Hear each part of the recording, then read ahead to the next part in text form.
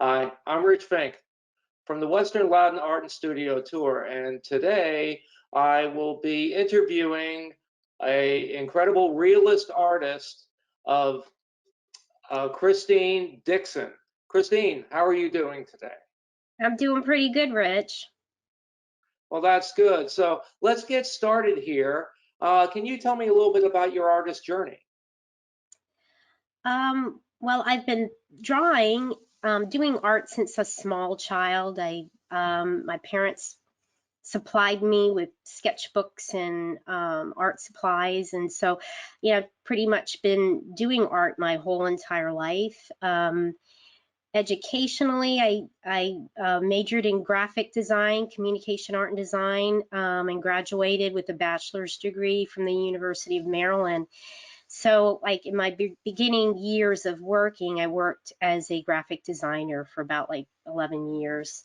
And I did some illustration, I did some freelance illustration during that time. And I kind of painted on the side, did fine art on the side, but it's something that I really enjoyed doing. And as time progressed, it became more of a yearning to produce fine art. So, but I didn't actually get to do that until 2015, really full time. And I think, in my earlier years, while I was working as a designer, I would do, fine art, watercolor painting, and I painted in watercolor for many years. And I would mostly sell paintings on the side through word of mouth. But I mean, I didn't really put my work in galleries or anything until a bit later. Um, I So it sounds like you have worked with many different mediums since you were very young, right?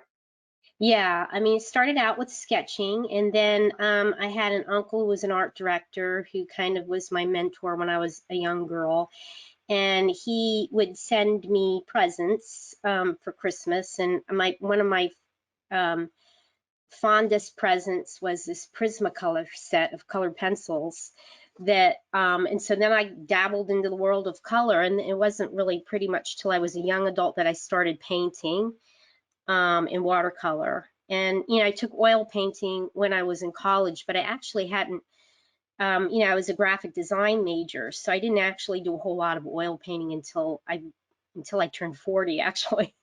So, but I found that I really loved the medium of oil because it's forgiving. I mean, you can paint over your mistakes, and watercolor is a bit subtractive. You have to really get things pretty precise, otherwise you can overwork the painting and ruin it. And I think it was good preparation because I had to be pretty precise with watercolor. But it is a totally different medium, and I love it for different reasons than I love oil. Yeah, yeah. Oil. Well, oil. The only thing tough about oil is the drying time, really, because you really can rework things so much easier than, I mean, the watercolor is dried like that, right? Right. And I'm kind of an impatient artist, so I want to see results pretty quickly. So it's kind of ironic that I turned to oil painting. But I solve that problem by using quick drying oils so that I can You were the next cheating. day pretty much work on another layer of it. So I try to work my way around it. Yeah, that's what I just said. You were cheating a little bit on that. Right, right. Right.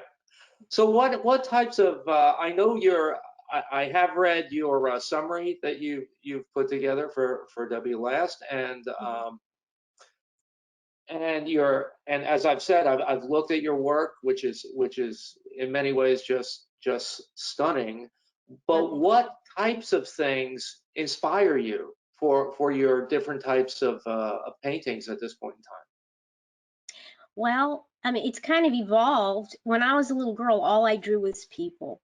I I was I would draw like rows of faces, and I had this little friend that she would tally which ones were her favorite. And so all I drew was people. I illustrated stories in that I kind of made up, and I drew animals. And then as I got older and I went to school, you know, it kind of shifted a little bit, but basically mostly always did people and some landscape. I love flowers. I'm kind of stuck in the 80s with that. And so I did some floral painting, but I kind of really didn't focus on still life painting until I started to try to teach myself to oil paint after years of not ever touching oil paint. And because I figured I could set up something really quickly, do a small painting and get it done pretty quickly, and I would learn a whole lot and kind of accelerate my learning that way. And then I fell in love with it. So I, I, I go between doing still life and portrait and figurative painting. I still tend to enjoy painting people, but it's more expedient to set up a still life for me. So I actually have more still life paintings than I do paintings of people. Okay. I do have a question though.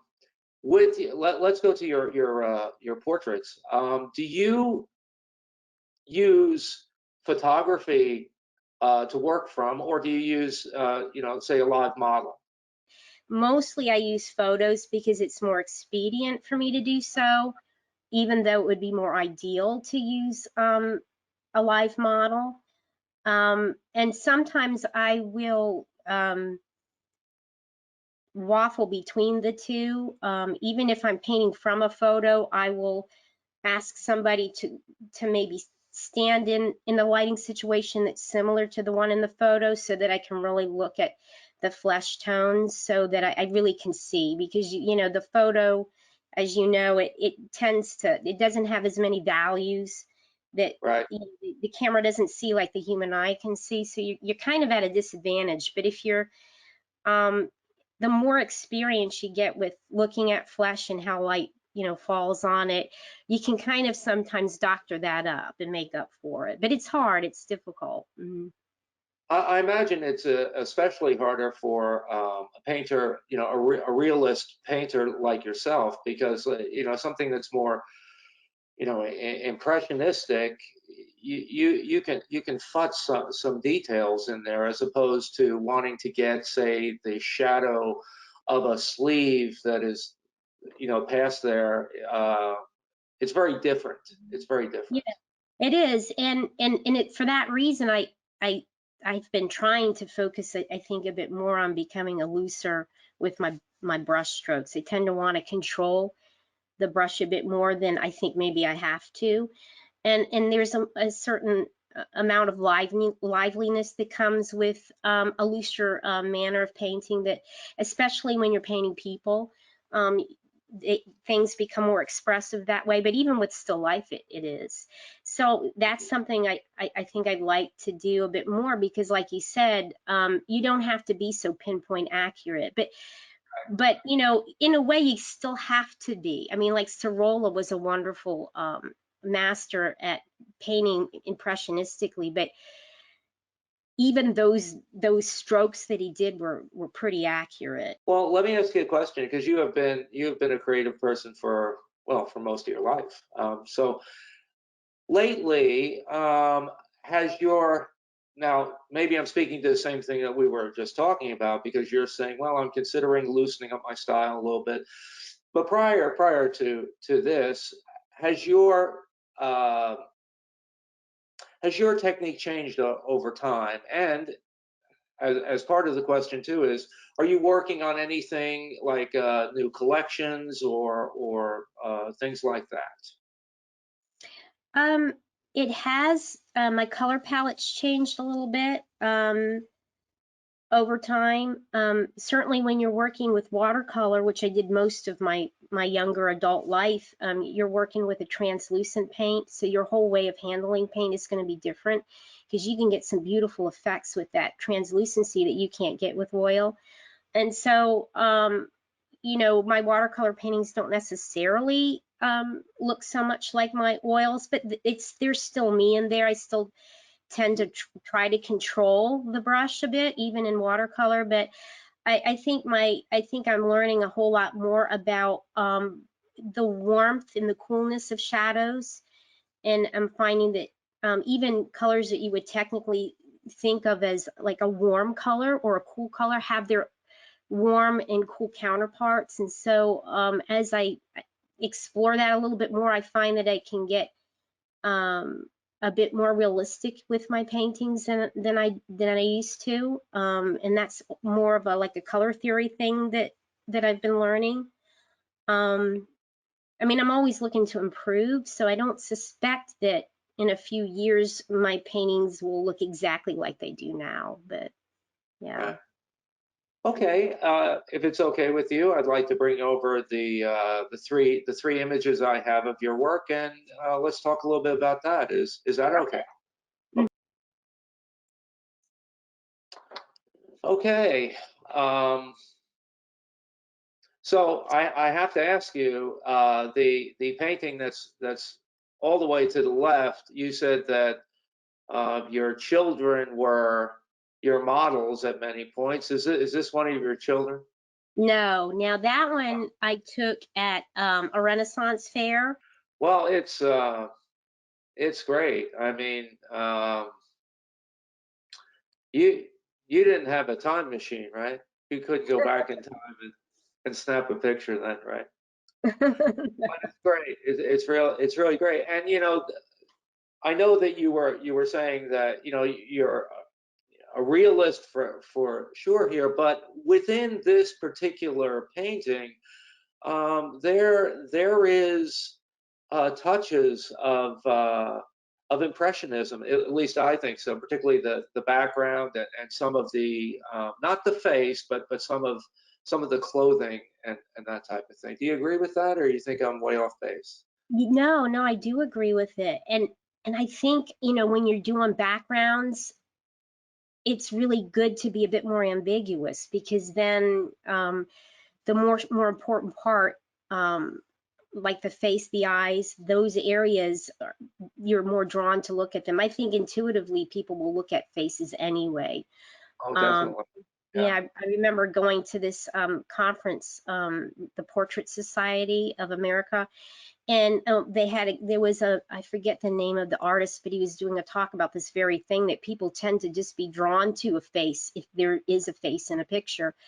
But I think, even so, you really want to emphasize the eyes and the face itself with edges that are a bit more defined than you would in your background. So I try to keep my backgrounds a bit more fuzzy for that reason. And I think it's part of being human that we are drawn to faces.